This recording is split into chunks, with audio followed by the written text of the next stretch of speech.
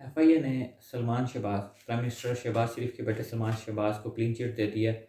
उसको बरी कर दिया है मनी लॉन्ड्रिंग के केसेस से। एफआईए ने सलमान शहबाज को क्लीन चिट दे दी, उसने बरी कर दिया है मनी मनी लॉन्ड्रिंग के केसेस से। ये आज की इम्पोर्टेंट ख़बर है। और आपको याद होगा कि मैंने पिछले अपने वीलॉग में 19वीं सदी के मेक्सिको का आज के पाकिस्तान से मुआवजा किया था। उसमें मैंने बताया था कि मेक्सिको एक स्पेन की एक कॉलोनी थी 1821 से पहले। 1821 में एक ख़ास तबके ने आज़ादी की तहरीक चलाकर स्पेन से आज़ादी हासिल की और मेक्सिको को अलहदा मुमलिकत बना दिया, इंडिपेंडेंट मुमलिकत डिक्लेयर कर दिया।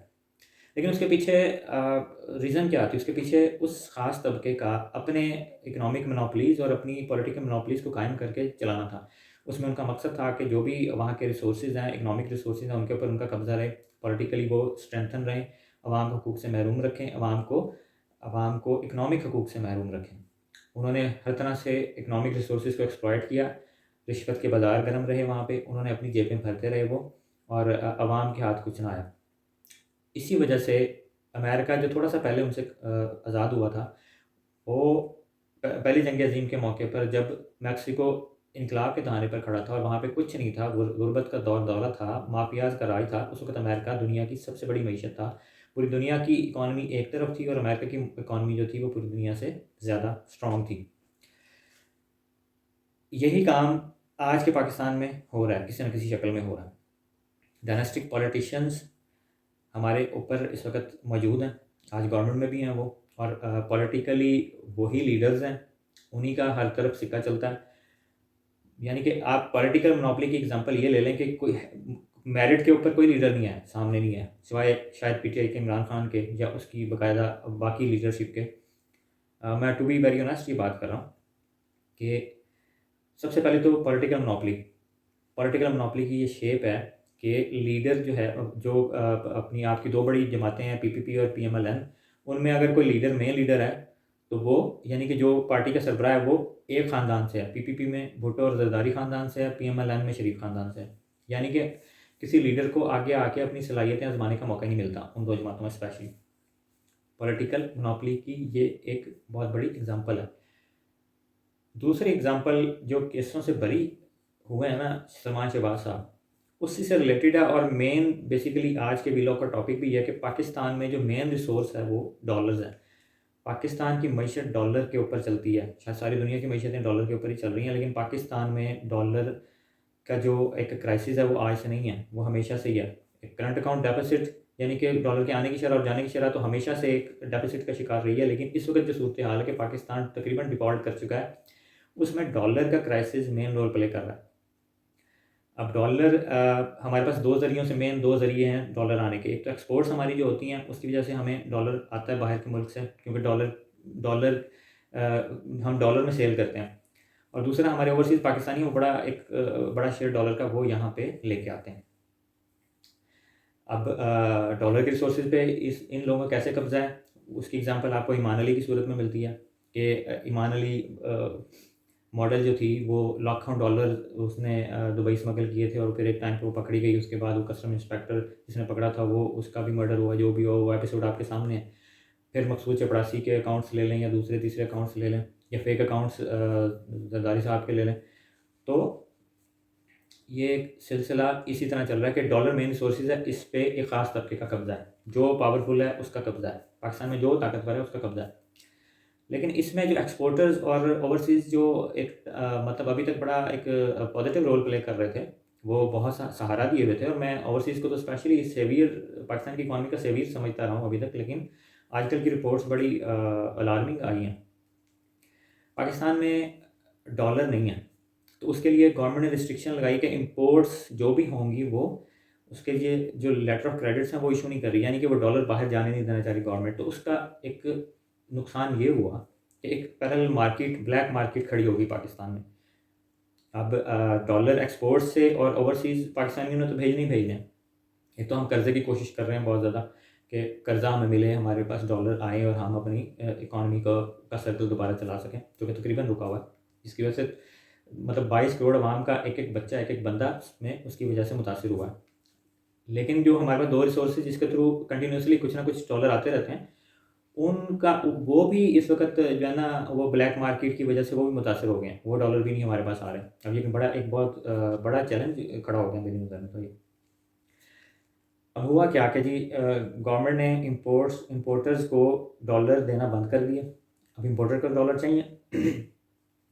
तो उसकी वजह से इंपोर्टर्स ने मनी चेंजर से रब्ता किया या दूसरे तीसरे प्राइवेट लोगों से रब्ता किया। अब मनी चेंजर्स के पास भी डॉलर नहीं थे। अब उन्होंने करना ये शुरू किया कि उन्होंने जो डॉलर की प्राइस यहाँ पे है 230-35 रुपये जितने भी है, उससे 10% ज़्यादा में दे कर डॉलर खरीदना शुरू कर दिया। ओवरसीज़ पाकिस्तानियों से उन्होंने रब्ता किया, उन्होंने एक्सपोर्टर्स से रब्ता किया। अब एक्सपोर्टर्स ओवरसीज़ पाकिस्तान, आपने गौर किया होगा कि आजकल जो है ना, वो एकदम से बड़ी तेज़ी से ओवरसीज़ जो रेमिटेंसेज भेजते हैं उनकी एकदम से अमाउंट बहुत कम हो गई है, यानी कि बहुत कम आ रहे हैं। बेसिकली वो हुंडी के थ्रू आ रहे हैं ताकि गवर्नमेंट की नज़र से बच के और वो डायरेक्ट जाके ब्लैक मार्केटर्स से रब्ता करें और 10% ज़्यादा में वो डॉलर सेल कर सकें। 230-35 अगर पे 230-35 या 40 जितने भी, अगर वो इतने में सेल हो रहा है डॉलर, तो वो उसका 10% ज़्यादा देके 260-65 रुपये में सिर्फ डॉलर सेल कर रहे हैं। अब जो ब्लैक मार्केटर्स हैं वो आगे अपना मार्जिन रख के इसको 2 डेस्टिनेशन में आगे भेज रहे हैं। एक तो इंपोर्टर्स को दे रहे हैं, वो दूसरा वो अफ़गानिस्तान में दे रहे हैं। अफ़गानिस्तान का आपको आइडिया होगा कि अफ़गानिस्तान के डॉलर्स में एसेट्स जो हैं वो सैंक्शंस लगा के यूएस ने फ्रीज़ कर दिए हैं। अब डॉलर अफ़गानिस्तान के पास नहीं है, तो अफ़गानिस्तान को डॉलर तो चाहिए, उन्होंने अपनी मईशत रन करनी है। तो डॉलर अफ़गानिस्तान में पाकिस्तान से जा रहा है या दूसरे मुल्कों से जा रहा है। अब डॉलर जो अफ़गानिस्तान में जा रहा है, पाकिस्तान से जा रहा है, वो ये ब्लैक मार्केटर्स आगे अपना मार्जिन रख के सेल कर रहे हैं। ओवरसीज़ पाकिस्तानियों से ये बड़ा शिकवा बन गया है कि उनको अभी तक तो हम लोग पाकिस्तान का दर्द रखने वाले लोग समझते रहे हैं, लेकिन अपने ज़ाती मफाद के लिए वो भी इस काम में इन्वॉल्व हो चुके हैं। एक्सपोर्टर्स ने कैसे इस काम में इन्वॉल्व हुए? एक्सपोर्टर्स को गवर्नमेंट ऑफ पाकिस्तान ये सहूलत देती है कि वो 6 माह अपना जो है वो जो अर्निंग करते हैं डॉलर्स में अपने माल बेच के बाहर एक्सपोर्ट करके, वो 6 माह तक अपना डॉलर जो है वो दूसरे मुल्कों में सेव कर सकते हैं। अब या तो वो हुंडी के थ्रू से पाकिस्तान में मंगवा रहे हैं, या फिर वो अभी तक बाहर रख के बैठे हैं कि डॉलर का रेट और ऊपर मज़ीद ऊपर जाएगा तो वो पाकिस्तान में डॉलर भेज के ज़्यादा पैसे कमा सकेंगे। तो यानी कि पाकिस्तान की इस हालत से फ़ायदा उठाने वालों की फ़हरिस्त लंबी से लंबी होती जा रही है। उसमें हम जैसे लोग ही अब इन्वॉल्व हो चुके हैं, एक पैरेलल मार्केट खड़ी हो चुकी है। तो अगर ये सूरत हाल रही तो इवन कि हम कर्ज़ा भी ले लें, इवन कि हम रशिया से एक फ्रेंडली कंट्री की करेंसी यूज़ करके वहाँ से सस्ता तेल भी ले लें, तब भी फिर हम डॉलर की हमारे यहाँ बहुत ज़्यादा शॉर्टेज रहेगी और हमारी इकॉनमी इसी सूरत हाल का शिकार रहेगी। ये एक बड़ा चैलेंज है कि एक नई मार्केट डेवलप हो चुकी है और ये बिलियंस ऑफ डॉलर्स की मार्केट यकीनन बन चुकी है, जिसमें आपके ओवरसीज़ पाकिस्तानी एक्सपोर्टर्स पूरा रोल प्ले कर। अच्छा, इसमें हमें करने की क्या ज़रूरत है? टेक्निकल ग्राउंड्स के ऊपर तो ज़ाहिर-सी बात है कि गवर्नमेंट ज़्यादा बेहतर जानती है कि वो क्या कर सकती है, अगर वो इसमें सिंसियर है तो। अव्वल तो गवर्नमेंट पीडीएम की 13 जमातों की गवर्नमेंट है, जिनके खिलाफ केसेस ही डॉलर से रिलेटेड मनी लॉन्ड्रिंग के सबसे मजबूत और तगड़े केसेस ही उनके खिलाफ ही हैं। तो अब ये अल्लाह ताला जानता है, बेहतर जानता है कि वो अभी भी इस काम में इन्वॉल्व हैं कि नहीं। वैसे तो उनके सारे इंटरेस्ट ही अपना बिज़नेस से रिलेटेड हैं और डॉलर से रिलेटेड हैं। तो मतलब इसमें शक बड़ा स्ट्रॉन्ग जाता है कि वो भी इस ब्लैक मार्केट में इन्वॉल्व होंगे, मतलब वो भी बहती गंगा में हाथ धोने वालों में शामिल होंगे। अगर वो शामिल नहीं हैं और सिंसियरिटी से इस काम को हैंडल करना चाहते हैं, तो फिर उनको ये करने की ज़रूरत है कि सबसे पहले तो इस ब्लैक मार्केट को के ऊपर क्रैकडाउन करके इसको ख़त्म करने की ज़रूरत है। अफ़गानिस्तान से जिस तरह भी वो डील करना चाहते हैं उस तरह करें। हमारे अपने पास डॉलर नहीं है तो हम अफ़गानिस्तान को कैसे डॉलर भेज सकते हैं? अफ़गानिस्तान अपना बंदोबस्त खुद करे। एक तो क्रैकडाउन करें ब्लैक मार्केट के ऊपर, दूसरा इंपोर्टर्स को कुछ ना कुछ सहूलत दें कि वो डॉलर के लिए बिल्कुल ही वो पागलों की तरह इधर-उधर सर ना मारें। उसमें एक अच्छा हल ये हो सकता है कि इंपोर्टर्स को एक लिमिटेड यानी एक लिमिट दे दें कि आप भाई इतने अपना पर कंसाइनमेंट जो है वो आप इतने डॉलर आपको अवेलेबल होंगे, इतने आप यूज़ कर सकते हैं। एक मतलब छोटी-सी एक लिमिट दी जा सकती है उनको, और बहुत ज़्यादा आप उनको छूट ना दें। लेकिन किसी न किसी तरह काम को रन करना चाहिए। यानी कि थोड़ी-सी इस मामले में उन्हें छूट देनी चाहिए। और हमारे एंड पे क्या करने की ज़रूरत है? ज़ाहिर-सी बात है कि उसमें सबसे पहले तो अपने ज़मीर को देखने की ज़रूरत, ज़मीर की आवाज़ को सुनने की ज़रूरत है कि पाकिस्तान में अगर यही हालात रहे तो पाकिस्तान की मईशत सर्वाइव नहीं कर सकेगी, जिसका नुकसान पाकिस्तान के 22 करोड़ आवाम के एक बंदे को होगा। तो ओवरसीज़ पाकिस्तानी स्पेशली अगर वो यहाँ पे पैसे भेज रहे हैं तो ज़ाहिर-सी बात है अपनी फैमिलीज़ को भेज रहे हैं। उनकी अगर पाकिस्तान सफ़र करेगा तो उनकी फैमिलीज़ भी सफ़र करेंगी। तो उनको इस काम से हर सूरत जो है वो अवॉइड करना चाहिए। ये थोड़े से 10% के अगर वो मार्जिन के लिए अपने ज़ाती मफ़ाद के लिए पाकिस्तान के नुकसान में अपना रोल प्ले कर रहे हैं, तो इसको उनको दोबारा से अपनी इस अप्रोच को गौर करना चाहिए। और एक्सपोर्टर्स पाकिस्तान से एक्सपोर्ट करते हैं, पाकिस्तान में प्रोडक्शन करते हैं, या पाकिस्तान में अगर वो एग्रीकल्चर प्रोडक्शन करें तो पाकिस्तान में भी फसलें उगाते हैं।